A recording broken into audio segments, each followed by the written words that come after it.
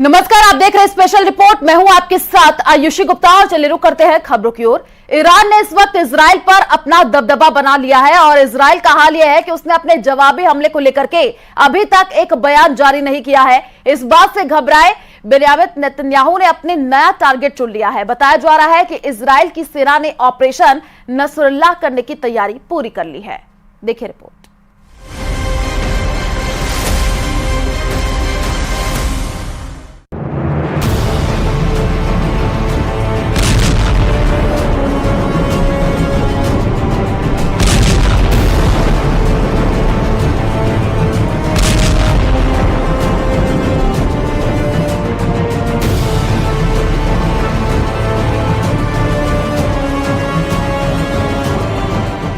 2024 में अप्रैल का महीना इजराइल के लिए ही नहीं, इजराइल के प्राइम मिनिस्टर बेंयामिन नेतन्याहू के लिए भी बहुत बड़ा शॉक लेकर आया है।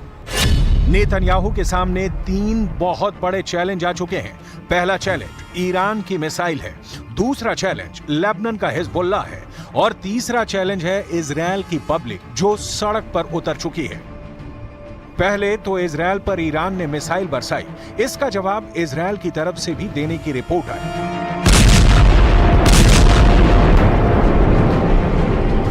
लेकिन अब इजराइल की सड़कों पर नेतन्याहू पर नारे बरस रहे हैं।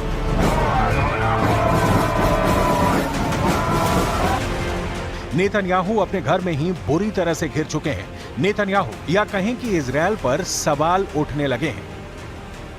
ईरान को कहां मारा, कैसे मारा, किससे मारा, कितनों को मारा, सबूत दिखाओ। इजराइल की जनता अब नेतन्याहू से बड़ी डिमांड कर रही है। हमास से बंधकों को छुड़ाने की मांग है, नेतन्याहू को हटाकर चुनाव कराने की मांग है।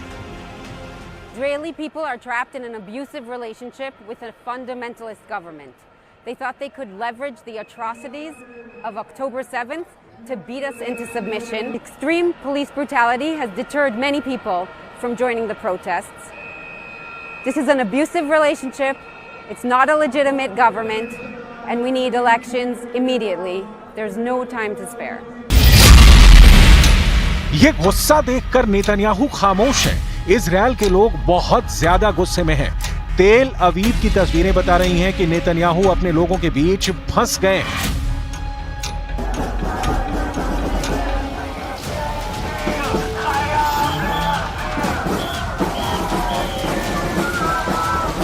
We're hopeless. We don't know what to do anymore. So we're here crying and shouting for help. ये गुस्सा देखकर इजराइल को ईरान का साथी हिजबुल्लाह याद आया और फिर नेतन्याहू का ऑर्डर जारी हुआ। लेबनान पर फौरन अटैक हुआ और इसका वीडियो भी बहुत जल्द जारी हो गया। पहला हमला लेबनान के टायर हरफा में हुआ, दूसरी मिसाइल लेबनान के ओदय सेह में गिरी, तीसरी मिसाइल से लेबनान के ख्याम को टारगेट किया गया। तीनों हमलों में हिजबुल्लाह के 3 लड़ाकों को मारने का दावा किया गया है। نحن في لبنان وفي كل مكان نحن محور المقاومة ومحور الممانعة. لن نرضى ولا يمكن لأحد أن يرعب أي عنصر. कहा जा रहा है कि इजराइल की फौज ने ऑपरेशन नसरुल्लाह शुरू कर दिया है। इजराइल की फौज अब हिजबुल्लाह के सबसे बड़े कमांडर को मारना चाहती है। हिजबुल्लाह के रोजाना हमलों से परेशान इजराइल अब ईरान समर्थित इस मिलिशिया का पूरी तरह से अंत करना चाहता है और इससे ही इजराइल का ऑपरेशन नसरुल्लाह कहा जा रहा है। लेबनान में हिजबुल्लाह के लड़ाकों के जनाजे निकल रहे हैं। 7 अक्टूबर 2023 जब हमास ने इजराइल पर हमला किया था, उसके बाद से इजराइल और हिजबुल्लाह के बीच जितनी भी लड़ाई हुई है उसमें हिजबुल्लाह के 285 लड़ाके मारे जा चुके हैं। ज्यादातर की मौत लेबनान में हुई है, जबकि कुछ सीरिया में हुए इजरायली हमलों में भी मारे गए हैं। इसके अलावा लेबनान के 60 नागरिकों की भी ऐसे ही हमलों में जान गई है। लेकिन इजराइल का यह दुश्मन लगातार अपनी ताकत भी दिखा रहा है।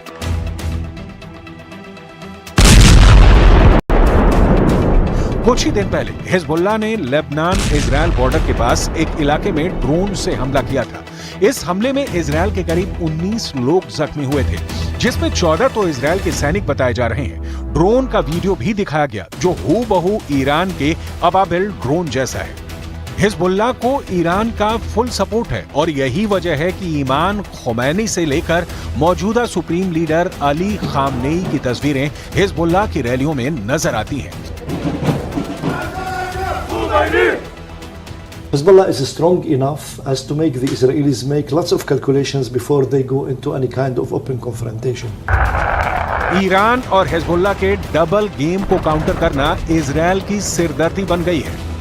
अपने युद्ध का रिजल्ट दिखाने के लिए नेतन्याहू बहुत प्रेशर में है। इजरायल में तनाव है, इजरायल में दबाव है। इजरायल के सामने ईरान ही नहीं, अब हिजबुल्लाह और हूथी का संकट गहरा गया है। जाहिर है ये सब देखकर ईरान बहुत खुश होगा। ईरान जो चाहता है इजरायल में वही हो रहा है। पहले ईरान ने 300 से ज्यादा मिसाइल और ड्रोन से हमला किया, पूरा इजरायल दहल उठा। नुकसान इजरायल की जमीन को नहीं, इजरायल के रुतबे को हुआ, जिसे ईरान ने फौरन कैश किया।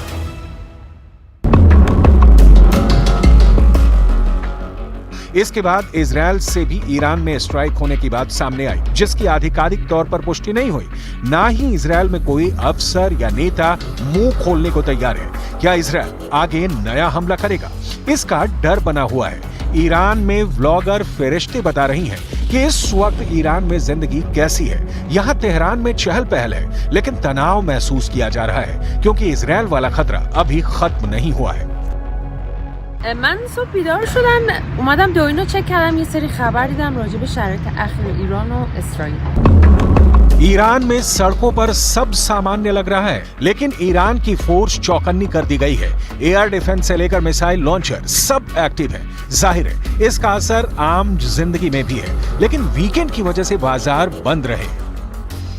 ایران و مردم دارن چیکار میکنن و اینکه اینم بگم امروز جمعه است و تعطیلی ایرانی‌ها حساب میشه. ممکنه که خیلی مغازه‌ها تعطیل باشن، بعضیا میان بیرون تفریح و بعضیا هم توی خونه‌شون استراحت میکنن. بریم با هم ببینیم که ایران چه خبره. ईरान के बाद इजरायल के हालात देखिए, जहां पब्लिक चिल्ला रही है, गुस्से में है।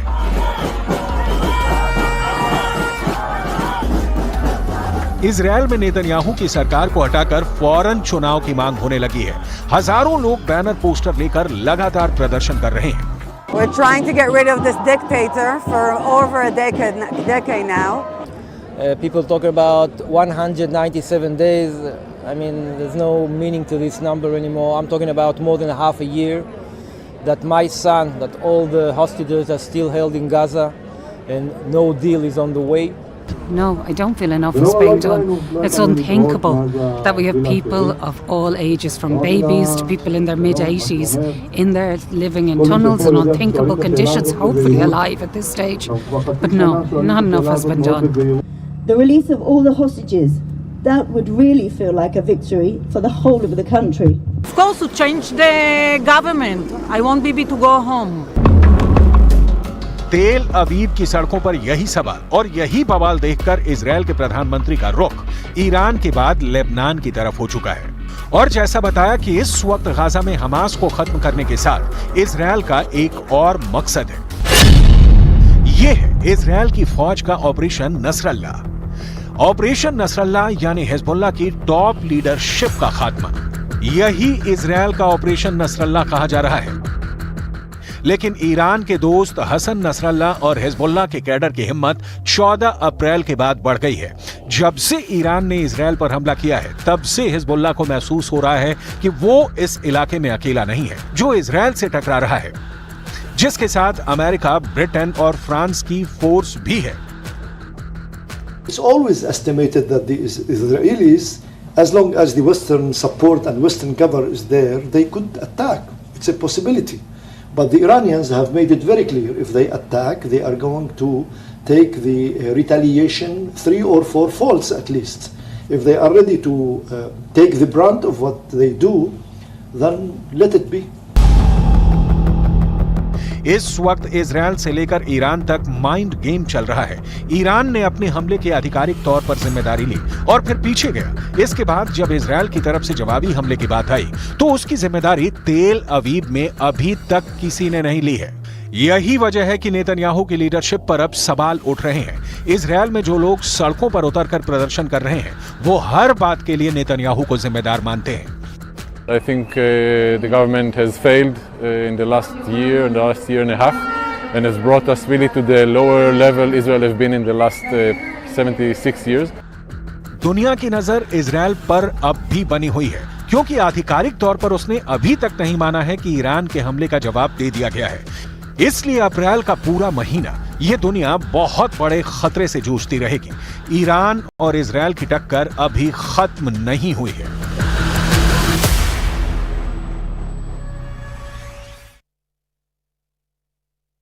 अगली खबर की ओर, अमेरिका ने इजराइल को हजारों की तादाद में गोला बारूद और मिसाइल देने की तैयारी कर ली है। इजराइल इससे खुश है, लेकिन बेंयामिन नेतन्याहू के लिए बहुत बड़ी बैड न्यूज भी है, क्योंकि अमेरिका ने इजराइल को साथ ही एक ऐसी सलाह दी है जिससे इजराइल ने युद्ध कहा है कि हार भी सकता है। देखिए रिपोर्ट।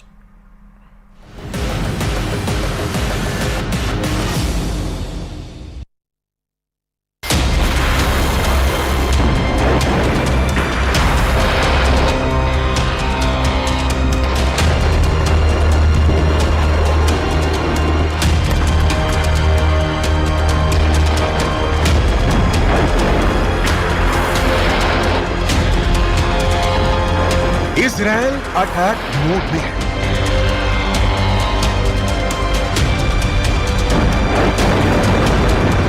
ईरान पलटवार की तैयारी में है।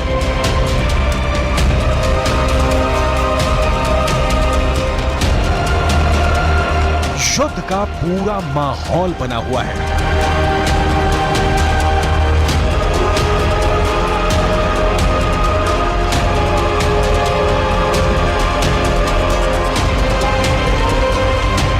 मिसाइलें तनी हुई हैं।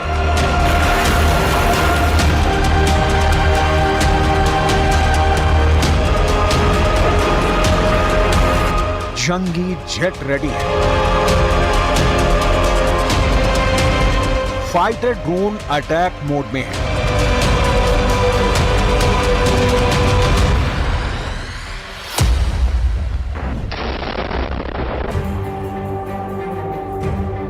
दो कट्टर दुश्मनों में आर पार की जंग की नौबत किसी भी वक्त आ सकती है, मगर इस टकराव में जो बड़ा ट्विस्ट आया है उसे समझने के लिए ट्रिगर पॉइंट पर चलते हैं। अप्रैल महीने की पहली तारीख सीरिया के दमिश्क में बारूद बरसा, ईरानी दूतावास दहला। ईरान ने हमले के आरोप सीधे इजरायल पर लगाए। इजरायल हमले से इनकार करता रहा। अमेरिका ने तो खुद को दमिश्क हमले से दूर दूर तक अनजान ही बताया। दमिश्क अटैक के जवाब में ईरान ने सैकड़ों ड्रोन और मिसाइल की बौछार इजरायल पर कर दी। ईरानी हमले से अमेरिका ने इजरायल को कवर दिया। सुपर पावर के साथ नाटो कंट्री भी इजरायल के कवच बने। इसके बाद जब ईरान के शेखरी बेस को धुआं किया गया, तब भी अमेरिका ने हमले पर आधिकारिक बयान नहीं दिया। इजरायल की इराक स्ट्राइक से भी अमेरिका ने दूरी बना रखी है। इसके मायने क्या है? क्या युद्ध में इजरायल अकेले फंस गया है? क्योंकि अमेरिका तो फिलहाल किसी युद्ध में उलझने के लिए तैयार नहीं है। अमेरिकी डिफेंस फोर्सेस की सीक्रेट मीटिंग में क्या तय हुआ है? क्या इजरायल ईरान के टकराव से शुरू होने वाला महायुद्ध टल गया है? ये कहना तो मुश्किल है कि ईरान इजरायल शांति धारण करने वाले हैं, लेकिन अमेरिका इस बारूदी फसाद में फंसने से बच रहा है। ये दावा पूर्व अमेरिकी सैन्य अधिकारियों की रणनीति के आधार पर किया गया है, जिसके मुताबिक अमेरिका की सेनाएं मिडिल ईस्ट में बड़े युद्ध के लिए तैनात नहीं है। अगर संकट गहराता है तो पेंटागन को क्षेत्र में सैन्य जरूरतों के बारे में दोबारा विचार करना पड़ सकता है। डोनाल्ड ट्रंप के राष्ट्रपति कार्यकाल में मिडिल ईस्ट के उप सहायक रक्षा सचिव माइकल मुलरॉय ने एक बयान में कहा है कि मुझे नहीं लगता कि हमारे पास वो सभी ताकतें हैं जो हम इजरायल का समर्थन करना चाहेंगे अगर उनके और ईरान के बीच सीधा युद्ध होता है। माइकल मुलरॉय से अमेरिकी फोर्सेस के टॉप कमांडर की राय भी मिलती जुलती है। खाड़ी में अमेरिकी सेना की कमान संभालने वाले 4 स्टार जनरल जोसेफ वॉलेट मानते हैं कि अमेरिकी सेना को अपनी रणनीति पर फिर से विचार करना होगा कि क्षेत्र में हमें कौन सी आवश्यक टिकाऊ क्षमताएं बनाए रखनी है। बड़ी चिंता लंबे वक्त तक इलाके में बने रहने की हमारी क्षमता है।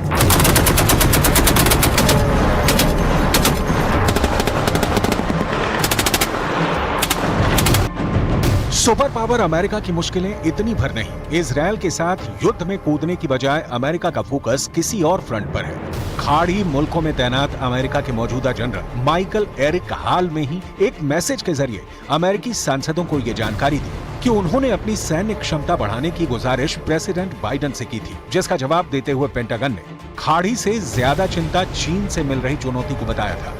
मतलब ये कि इजरायल का साथ देने की बजाय मौजूदा वक्त में अमेरिका चीन से निपटने में जुटा है। इसके साथ अमेरिका की सबसे बड़ी कमजोरी का भी पर्दाफाश हुआ है। जनरल माइक एरिक ने लिखित रिपोर्ट में जानकारी दी कि एशिया महाद्वीप में अमेरिकी खुफिया नेटवर्क बेहद कमजोर हुआ है। सुपर पावर को एक्सपर्ट एजेंट नहीं मिल रहे हैं। अमेरिकी फोर्सेस को ट्रांसलेटर की भी किल्लत झेलनी पड़ रही है। युद्ध में अमेरिका को ये कमियां बहुत भारी पड़ सकती हैं।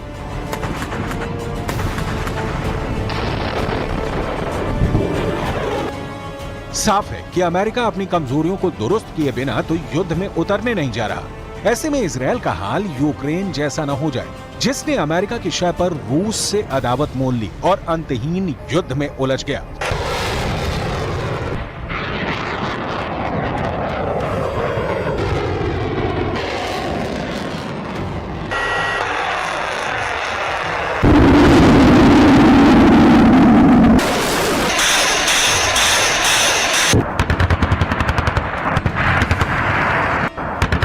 अगर अमेरिका वॉर में नहीं आया तो इजरायल अकेले कितने दुश्मनों से भिड़ेगा, इसे समझना होगा।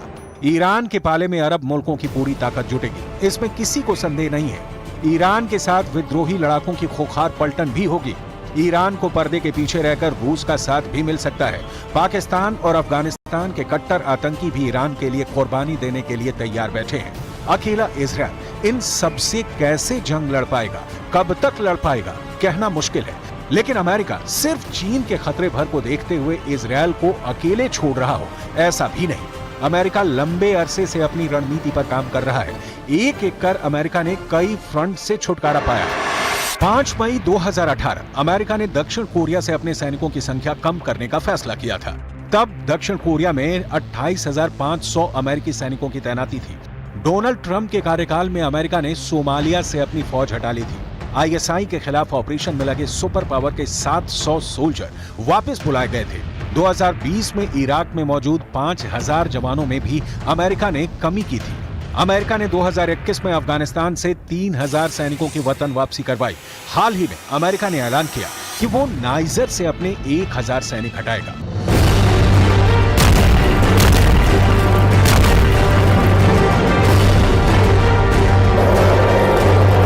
अमेरिका ने पश्चिम अफ्रीकी देशों से सैनिकों की वापसी का पूरा प्लान बना रखा है। यही रोड मैप आगे मिडिल ईस्ट में भी लागू हो सकता है।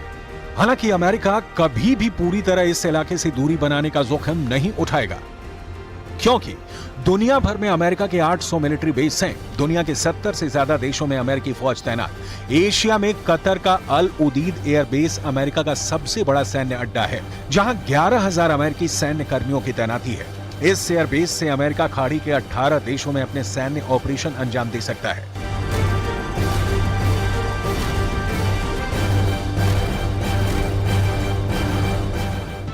मगर अमेरिका के लिए यही सैन्य तैनाती मुश्किल की भी वजह बनती है। खाड़ी में मौजूद तमाम आतंकी गुट इन अड्डों को आए दिन टारगेट बनाते हैं। अमेरिका को दुश्मन चुनने की जरूरत भी नहीं पड़ती, उससे दुश्मनी मोल लेने खुद ब खुद आ जाते हैं। ऐसे हालात में अमेरिका एक नए फ्रंट पर आर पार की जंग से बचने की रणनीति अपना रहा है। लेकिन इजरायल चाहकर भी युद्ध से अलग नहीं रह पाएगा, क्योंकि ईरान का गुस्सा 7वें आसमान पर है। इजरायल के हमले से घायल ईरान पलटवार की तैयारी में है। अरब वर्ल्ड में ईरान का समर्थन भी बढ़ता जा रहा है। इराक, सीरिया, जॉर्डन, तुर्की जैसे इस्लामिक देश सीधे तौर पर ईरान को सपोर्ट करते हैं। एटमी ताकत पाकिस्तान भी खुलकर ईरान के साथ है। ऐसे में अकेला इजरायल सभी देशों से टक्कर ले पाएगा, ऐसा मुमकिन नहीं। ये भी सच है कि इजरायल बिना नाटो और अमेरिका के सपोर्ट के जंग में उतरने की गलती कभी नहीं करेगा।